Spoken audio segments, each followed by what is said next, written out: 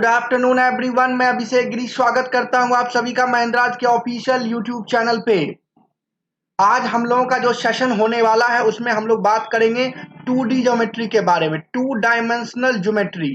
आज हम लोग क्या बात करने वाले हैं? टू डायमेंशनल ज्योमेट्री के बारे में बात करने वाले हैं। और जो ये आपको दिख रहा होगा स्क्रीन पे एक थंबनेल, ये जो है आरआरबी एनटीपीसी के लिए 2 आवर्स की मैराथन क्लासेस हुई थी कल सुबह 8 बजे। तो जिन लोगों की ये क्लास छूट चुकी है वो जरूर इस क्लास को कर लीजिएगा। क्यों कर लीजिएगा? वो इसलिए कि इस सेशन में मैंने क्विक रिवीजन करवाया था, पूरे मैथ्स का क्विक रिवीजन। तो जिनको भी क्विक रिवीजन करना हो तो एक बार जरा इस सेशन को देख लीजिएगा और कंप्लीट देख लीजिएगा, तो शायद आपका बेनिफिट जो है और ज्यादा अच्छे से हो जाए। चलिए, आज के सेशन में हम लोग बात करने वाले हैं टू डायमेंशनल ज्योमेट्री का। तो टाइम ना वेस्ट करते हुए डायरेक्टली अब क्वेश्चन पे आते हैं। तो फर्स्ट क्वेश्चन आपका परफेक्ट स्क्वायर से रिलेटेड है। तो सभी लोग एक बार फटाफट से इस क्वेश्चन को पढ़ लीजिए और आंसर बताइए क्या होगा। जल्दी से आंसर बताइए, विद इन 5 सेकेंड का क्वेश्चन है। मैं ज्यादा टाइम ना लेते हुए जल्दी से इस क्वेश्चन को सॉल्व करके बताऊंगा। Very good. अब देखिए क्या बोलता है। The expression x to the power 4 minus 2x square plus 1 will be a perfect square when the value of k is x का power 4 minus 2x square plus k के किस वैल्यू के लिए परफेक्ट स्क्वायर होगा। तो आपको पता है ये एक्सप्रेशन देख करके आपके दिमाग में आ गया होगा a माइनस बी का होल स्क्वायर। तो a माइनस बी का होल स्क्वायर होता क्या है? तो x टू दी पावर 2 का होल स्क्वायर लिख सकते हैं माइनस 2ab। a के जगह x स्क्वायर और b के जगह आपको 1 दिखाई दे रहा है, तो इसका मतलब k के जगह क्या होगा? तो k के जगह 1 का स्क्वायर होगा। तो आप बोल सकते हैं k की वैल्यू क्या हो सकती है? 1। तो आपका आंसर हो गया 2, ऑप्शन नंबर 2। देख कितना आसान सा क्वेश्चन है, सिंपल सा, आसान है। चलें आगे, समझ में आया? तो अब आप इसको लिख सकते थे ना कि एक्स स्क्वायर माइनस 1 का होल स्क्वायर, तो परफेक्ट स्क्वायर हो गया ना। क्लियर ना? चलो नेक्स्ट क्वेश्चन।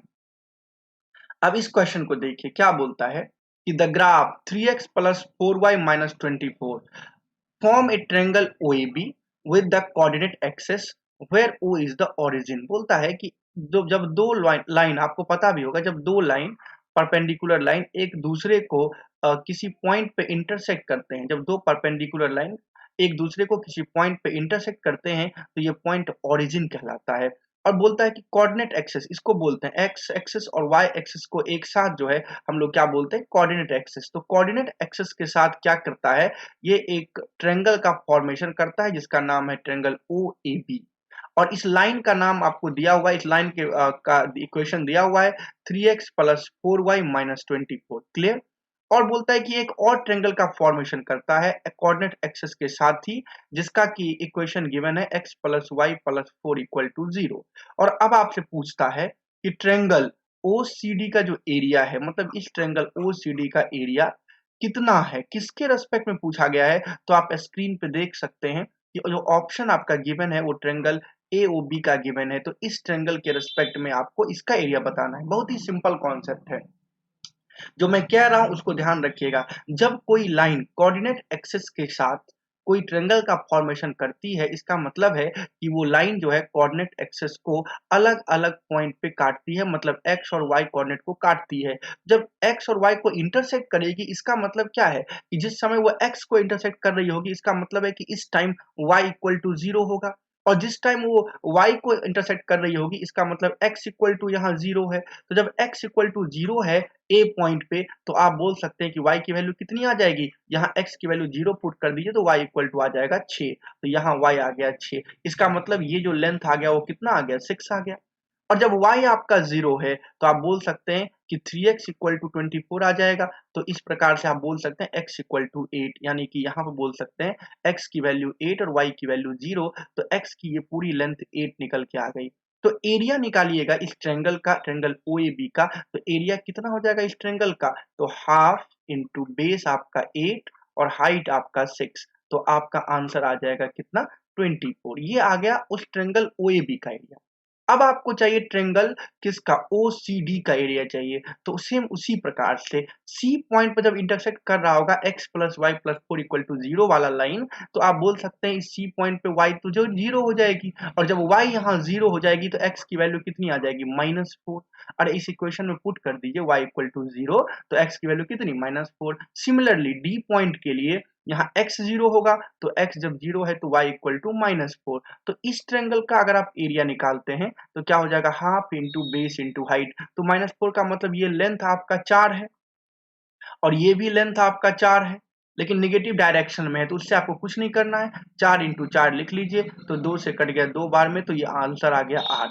मतलब ट्रायंगल ओसीडी का एरिया तो 8 है, लेकिन एओबी का एरिया तो 24 है, तो एओबी के रेस्पेक्ट में कितना हो गया, 1/3। तो आपका ऑप्शन कौन सा हो जाएगा, ऑप्शन नंबर 2। क्लियर है, सिंपल सा कॉन्सेप्ट था कि जब कोई लाइन कोऑर्डिनेट एक्स को इंटरसेक्ट करके अगर ट्रायंगल का फॉर्मेशन बनाती है, ट्रायंगल का फॉर्मेशन करती है, इसका मतलब क्या है कि वो लाइन जो है एक्स और वाई कोऑर्डिनेट को किसी ना किसी पॉइंट पर इंटरसेक्ट करती है, और जब वो एक्स को इंटरसेक्ट करेगी तो वहां वाई 0 हो जाएगा, और वाई को इंटरसेक्ट करेगी इसका मतलब एक्स 0 हो जाएगा। तो आप इस कॉन्सेप्ट का यूज करके क्वेश्चन बना सकते हैं। चलते हैं नेक्स्ट क्वेश्चन की ओर, देखते जाइएगा। देखिए क्या बोलता है कि इन व्हाट रेशियो, किस रेशियो में डज द पॉइंट, कौन सा पॉइंट आपका दिया हुआ 30, एक पॉइंट है टी, बोलता है डिवाइड द सेगमेंट, एक सेगमेंट है, कौन सा सेगमेंट है, तो एक सेगमेंट है एस और यू का। एस का पॉइंट आपको गिवन है 4-2 और आपको यू का भी पॉइंट गिवन है 1 और 4। क्लियर।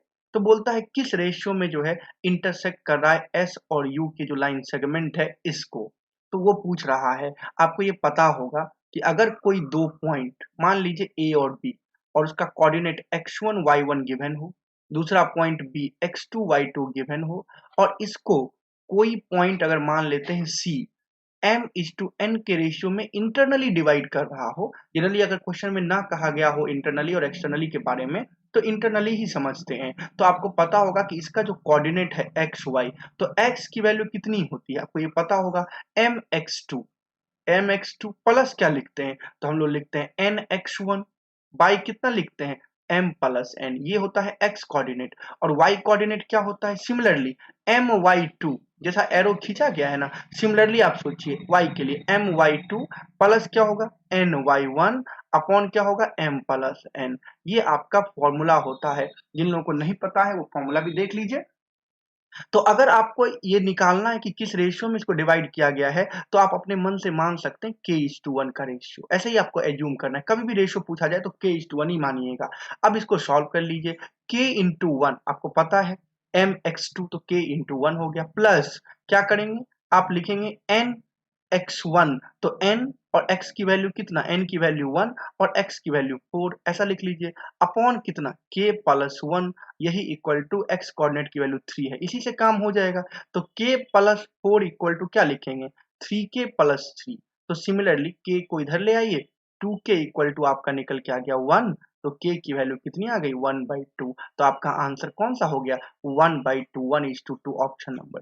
क्लियर है, कितना आसान सा है, वेरी गुड। चलिए नेक्स्ट क्वेश्चन देखिए, कितना आसान ये भी क्वेश्चन है। आपको ये पता होना चाहिए कि अगर दो पॉइंट ए और बी, दो पॉइंट दिया गया है और दो पॉइंट से एक लाइन सेगमेंट ए बी बना है x1 y1 से, और दूसरा पॉइंट है x2 y2, तो आपको ये पता होना चाहिए कि इसका जो मिड पॉइंट होता है, मिड पॉइंट कौन सा पॉइंट, मिड पॉइंट क्या होता है, तो आप बोलेंगे दोनों कोऑर्डिनेट का x एक्सिस को ऐड करके यहाँ 2 से डिवाइड कर लीजिए। उसी प्रकार दोनों कोऑर्डिनेट y1 प्लस y2 को ऐड करके यहाँ भी 2 से डिवाइड कर लीजिए, तो आपका निकल के क्या आ जाएगा, तो मिड पॉइंट का वैल्यू आ जाएगा। तो सिमिलरली यहाँ क्या बोलता है कि बिंदु P खंड AB का मध्य बिंदु है, एक लाइन सेगमेंट आपका है, एक लाइन सेगमेंट आपका कौन सा है ए बी है, और इसका पॉइंट दिया गया है 2 1 गिवन है, और एक का ए का पॉइंट गिवन है 11 और 5, और बी का पॉइंट निकालना है आपको x2 y2, और जो इसका मिड पॉइंट है p उसकी वैल्यू गिवन है 2 और कितना 1। बस हो गया। अब आप इसको सॉल्व कर लीजिए इस रूल से, 11 प्लस x2 अपॉन 2 बराबर 2 हो जाएगा, तो x2 इक्वल टू हो जाएगा 4 माइनस 11 माइनस 7। तो एक ही ऑप्शन है -7 वाला, तो आंसर आ गया। बट अगर आप निकालना चाहते हैं y, तो वो भी निकाल सकते हैं, 5 plus y2 upon 2 equal to कितना 1, तो आप बोल सकते हैं y2 इक्वल टू 2 माइनस 5, तो वैल्यू हो गया -3। तो पॉइंट कितना आ गया -7 -3। क्लियर है, यही आपका आंसर आ गया, ऑप्शन नंबर 1। कितना आसान है, प्रैक्टिस करिए मेरे साथ, ठीक है। चलिए नेक्स्ट क्वेश्चन की ओर चलते हैं। नेक्स्ट क्वेश्चन क्या बोलता है कि पी क्यू आर एस एक रोम्बस है, समझिएगा, एक रोम्बस है आपका पी क्यू आर एस, ऐसा खींच लीजिए रोम्बस। रोम्बस के बारे में कुछ प्रॉपर्टीज आपको पता होना चाहिए। क्या प्रॉपर्टी होता है कि रोम्बस का जो डायगोनल होता है वो एक दूसरे को बाइसेक्ट करता है इक्वली, तो ये लेंथ बराबर, ये लेंथ बराबर, और एक दूसरे को 90 डिग्री के एंगल पे भी काटता है, इंटरसेक्ट करता है, ये भी पता होना चाहिए। तो देखिए P का कोऑर्डिनेट गिवन है 4 2 और R का कोऑर्डिनेट गिवन है -2 और 0, ऐसा गिवन है।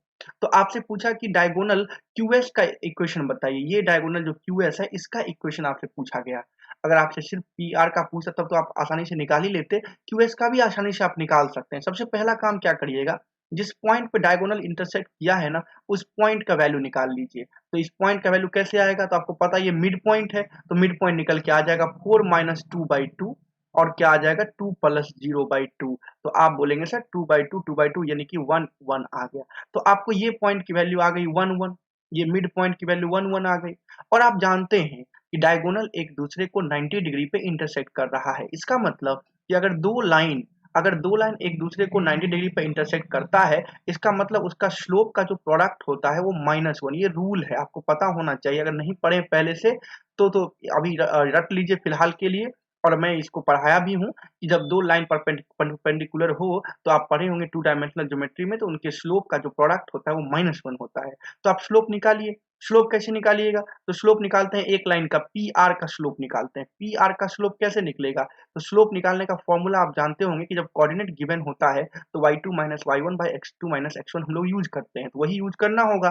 तो 0 - 2 अपॉन क्या लिखना होगा, -2 - 4 लिख सकते हैं। तो ये बन जाएगा आपका -2 अपॉन कितना, -6, यानी कि 1/3। ठीक है। और आपको पता है कि पी आर का जो स्लोप है और किसका, और जो एस क्यू का स्लोप है उसका प्रोडक्ट क्या होना चाहिए, -1। तो मैं डायरेक्टली लिख देता हूँ पी आर का स्लोप 1/3 और जो आपका एस क्यू लाइन है उसको मैं मान लेता हूँ m2 इक्वल टू -1। तो m2 की वैल्यू कितनी आ जाएगी, -3।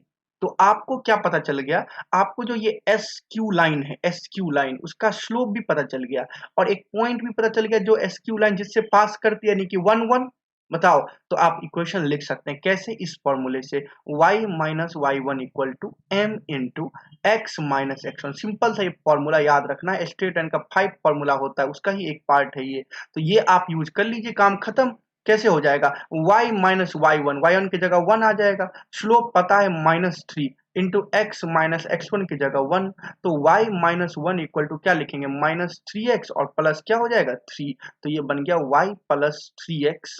देखिए y + 3x इक्वल टू क्या लिखना होगा, 4 लिखना होगा। तो y + 3x कहाँ पर है, तो option number 2 is the right answer. आई बात समझ में, कोई प्रॉब्लम आप लोगों को लग रहा है, जल्दी से बताइए। बहुत ही शानदार क्वेश्चन है, मैंने शानदार क्वेश्चन लेकर ही आपके सामने आया। अब देखिए नेक्स्ट क्वेश्चन बोलता है which of the following equations has equal roots. तो आपको पता होगा कि quadratic equation ax² + bx + c = 0 given है। तो इक्वल रूट तब होता है जब इसका डिस्क्रिमिनेंट यानी कि b² - 4ac इसकी वैल्यू 0 होती है, तभी होता है। तो आप ऑप्शन से ही चेक कर सकते हैं, b² का मतलब 6 का स्क्वायर 36, 4ac का मतलब 4 × 12 × 24, 0 नहीं हो सकता। यहाँ देखिए 6 का स्क्वायर 36, फिर देखिए 4 इंटू ए इंटू बी, 3 × 9 × 4 36 हो जाएगा। Option number 2 is the right answer. देखिए -6 का होल स्क्वायर ये हो गया बी स्क्वायर, -4 ए सी, ए की वैल्यू 3 और सी की वैल्यू 3, तो ये भी आपका हो गया 36 - 36 इक्वल टू 0। तो इक्वल रूट्स किसमें होगा, तो ऑप्शन नंबर 2। क्लियर है। चलो नेक्स्ट क्वेश्चन। नेक्स्ट क्वेश्चन क्या बोलता है कि पॉइंट क्यू जो है is the mid point of segment EF. एक सेगमेंट है, लाइन सेगमेंट ईएफ, जिसमें कोऑर्डिनेट ई का दिया है -4 और ए और एफ का दिया है 2 और 0, और इसका जो मिड पॉइंट है वो आपका है क्यू। क्यू क्या है, मिड पॉइंट है, वो कितना है बी और -1। तो आपको बोला गया है बताइए, अच्छा कि फाइंड करिए ए और बी की वैल्यू। तो आपको सारी चीजें तो ऑलरेडी दी ही गई है, तो आप आसानी से निकाल सकते हैं। बी इक्वल टू क्या लिखिएगा, आपको मैंने बताया है मिड पॉइंट का फॉर्मूला, -4 प्लस क्या हो जाएगा 2 अपॉन क्या लिखना होगा 2, ये b के लिए लिखना होगा, तो ये निकल के आ गया कितना -2/2 यानी कि -1। b की वैल्यू -1 एक ही ऑप्शन में है, वो है ऑप्शन नंबर 2, यही आंसर हो जाएगा, ज्यादा कुछ करने की जरूरत नहीं है। लेकिन अगर आप ये निकालना चाहते हैं तो वो भी निकाल सकते हैं। कैसे निकालिएगा, a + 0 अपॉन कितना लिखना होगा 2 = -1, तो a की वैल्यू कितनी आ जाएगी -2। ये फॉर्मूला भी यूज कर सकते हैं। तो देखिए आंसर आ चुका है, क्लियर है। तो आज मैंने आपको बहुत सारे क्वेश्चन करा दिए, कुछ क्वेश्चन और भी है जो आपको मैं कराता आज, लेकिन अभी आपको पता ही है थोड़ा सा टाइम का अभी मेरा चल रहा है ऐसा कि मैं लाइव नहीं ले पा रहा हूँ आप लोगों की क्लासेस। तो जल्द ही मैं आप लोगों के साथ लाइव सेशन में भी जुड़ूंगा, जैसे कि मैंने कल एक सेशन लिया था लाइव, जल्दी बस 1-2 दिन की बात है। तो आप लोग सेशन को एंजॉय करिए। मैं चाहता था कि आपका सेशन बेकार ना जाए, ऐसे बंद ना रहे, इसलिए एक रिकॉर्ड करके वीडियो मैं आप लोगों के सामने लेके आया हूँ। तब तक इस 4-5 क्वेश्चन को आप समझिए, सीखिए, और इसकी पीडीएफ भी मैं टेलीग्राम ग्रुप्स में और आपके डिस्क्रिप्शन बॉक्स में भी डलवा दूंगा शाम तक, फिर आप पीडीएफ को डाउनलोड भी कर लीजिएगा। थैंक यू एवरीवन, आप सभी का बहुत बहुत धन्यवाद मेरे साथ इस तरह से जुड़ने के लिए। थैंक यू सो मच, बहुत बहुत धन्यवाद।